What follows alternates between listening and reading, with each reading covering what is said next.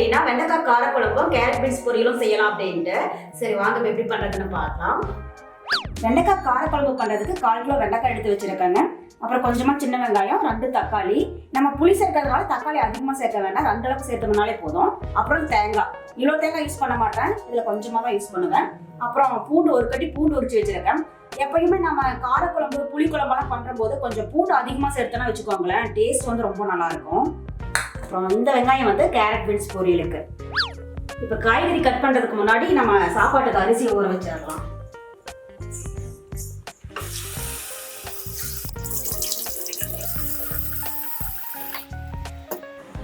எப்பயுமே நம்ம காரக்குழம்புலாம் செய்யற போது சின்ன வெங்காயம் சேர்த்து செஞ்சோம்னா வச்சுக்கோங்களேன், டேஸ்ட் ரொம்ப நல்லா இருக்கும். சின்ன வெங்காயம் வச்சுருக்கு டைம் இல்லை ஆஃபீஸ்க்கு போகிறவங்க மட்டும் பாதி அளவுக்கு சின்ன வெங்காயமோ பாதி அளவுக்கு பெரிய வெங்காயம் கூட யூஸ் பண்ணிக்கலாம், நல்லா இருக்கும். ஆனால் சின்ன வெங்காயம் வந்து நிஜமே உடம்புக்கு அவ்வளோ ரொம்ப நல்லதுங்க. முடிஞ்ச அளவுக்கு பெரிய வெங்காயம் யூஸ் பண்ணுறதை விட எந்த குழம்புக்குமே நீங்கள் சின்ன வெங்காயம் யூஸ் பண்ணி பாருங்களேன், டேஸ்ட்டும் அவ்வளோ சூப்பராக இருக்கும்.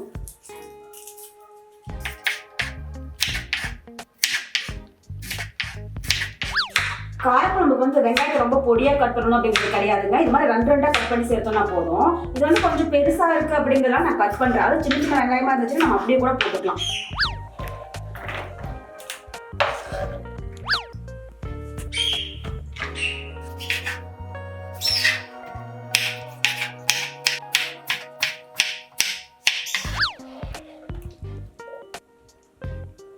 வெண்டைக்காய் நிறைய விதமான மருந்து, தூசி, குப்பை எல்லாம் இருக்கும் என்பதனால் என்னென்ன சொல்றான் பாருங்க.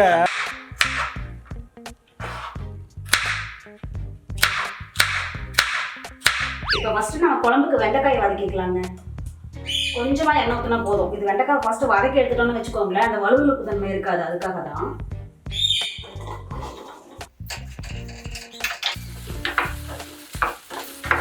இப்போ வெண்டைக்காய் ஒரு பக்கம் அப்படியே வதங்கட்டுங்க.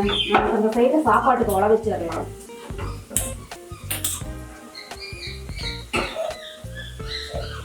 நம்ம இதை கரெக்டாக ஃபஸ்ட்டு பிளான் பண்ணி செஞ்சோம் அப்படின்னா கடகடான வேலை முடிஞ்சிடும். லஞ்ச் ரெடி பண்ண டைமே தெரியாது. 1 மணி நேரம் 1.5 மணி நேரத்துக்கு நம்ம மொளமான வேலையை முடிச்சிடலாம்.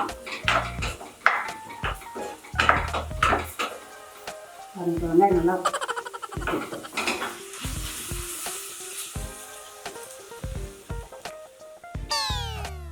குழம்புக்கு எண்ணெய் ஊற்றிக்கலாங்க. காரக்குழம்பு கொஞ்சம் எண்ணெய் உண்டுனா ஊற்றினா நல்லா இருக்கும். இப்போ எண்ணெய் சூடாகிட்டு இருக்கு. நம்ம கல்லெண்ணெய் இல்லைன்னா நல்லெண்ணெய், இந்த காரக்குழம்புக்கு இது 2 எது யூஸ் பண்ணாலும் ரொம்ப நல்லா இருக்கும். நான் வந்து கல்லெண்ணெய் யூஸ் பண்ணியிருக்கேன். கொஞ்சம் கடுகு போட்டுக்கலாம்.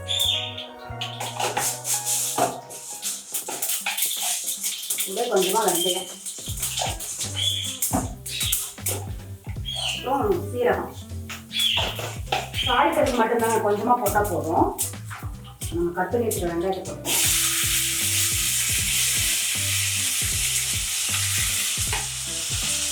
கொஞ்சம் கருவேப்பிலை,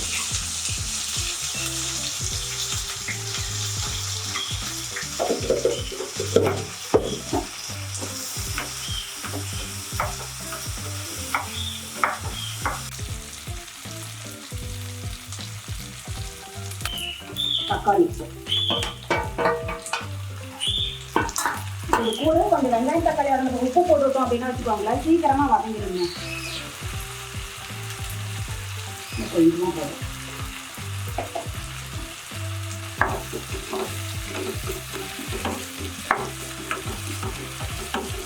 இப்போ வெங்காயம் தக்காளி வதங்கிடுச்சு. இதுல மஞ்சத்தூள் போட்டுக்கலாம், மிளகாத்தூள் 1.5 ஸ்பூன் போடுறேன். குழம்பு மிளகாத்தூளுங்க. ஸோ அந்த மிளகாத்தூள் பார்த்தீங்கன்னா எங்கள் அத்தை அரைச்சி கொடுத்தாங்க. நம்ம இது மாதிரி காரக்குழம்புக்கெல்லாம் குழம்பு மிளகாத்தூள் யூஸ் பண்ணணும் அப்படின்னா டேஸ்ட் ரொம்ப சூப்பராக இருக்குங்க. குழம்பு கொஞ்சம் கெட்டியாக கிடைக்கும்.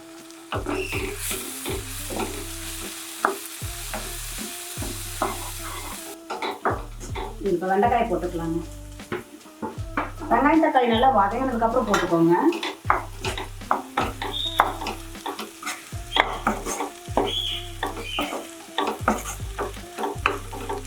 அப்படியே கொஞ்ச நேரம் வதங்கிட்டோம். இப்போ இதில் புளி ஊற்றிக்கலாங்க. புளி பார்த்தீங்கன்னா ஒரு பெரிய எலுமிச்சம்பழம் சைஸ் அளவுக்கு எடுத்துருக்கேன்.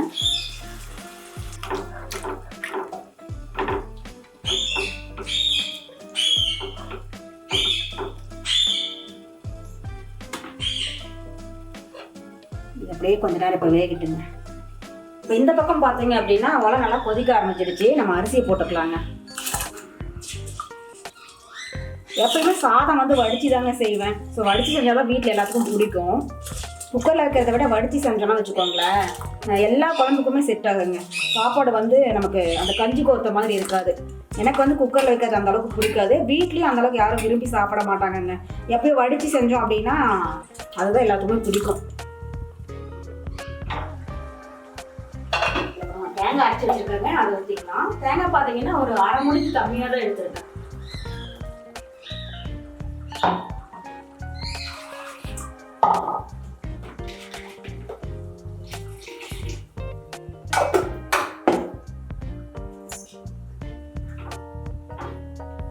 உப்பு போட்டுக்கலாம்.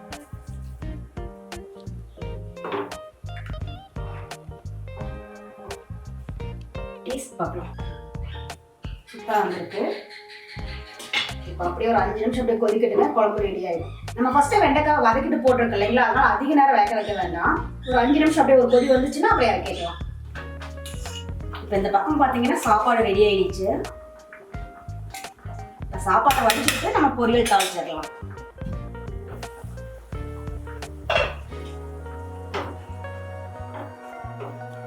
இப்போ நம்ம கார குழம்பு ரெடி ஆகிடுச்சிங்க. நம்ம பிளான் பண்ணி செஞ்சோம் அப்படின்னா கடகடனை நமக்கு டக்குன்னு வேலை முடிஞ்சிடுங்க.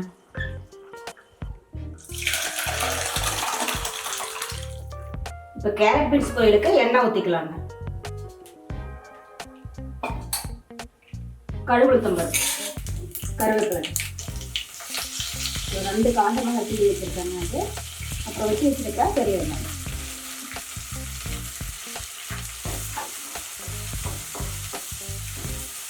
இப்போ வெங்காயம் நல்லா வதங்கிடுச்சுங்க. இதில் கேரட் பீன்ஸ் போட்டுக்கலாம்.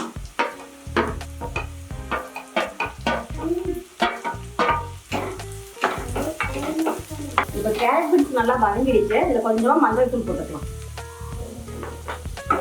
பொரியல் அப்படிங்கிறதால கொஞ்சமாக போட்டோம் அப்படின்னாலே போதும். கேரட் பீன்ஸ் பார்த்தீங்கன்னா சீக்கிரமாகவே வெந்துடும். அதனால் கொஞ்சமாக தண்ணி ஊற்றுனீங்க அப்படின்னாலே போதும். 3/4 மூழ்கி இருக்கு.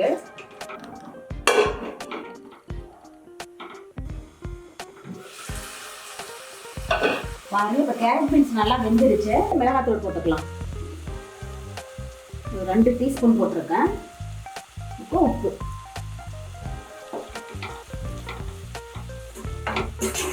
இப்போ கடைசியாக தேங்காய் துருவல் போட்டுக்கலாம்.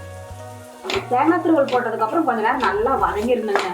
அப்புறம் நம்ம காலையில் செஞ்சோம் அப்படின்னா லஞ்ச் பாக்ஸ்க்கெல்லாம் போட்டு கொடுத்தோம் அப்படின்னாலும் கெட்டு போகாது. பொரியல் வந்து நல்லாயிருக்கும்.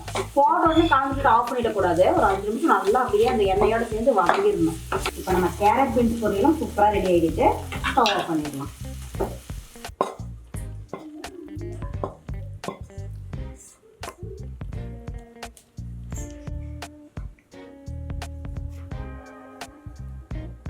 அவ்வளோதான். இப்போ நம்ம லஞ்ச் ரெடி ஆகிடுச்சு. சுட சுட சாதம், அப்புறம் வெண்டைக்காய் காரக்குழம்பு,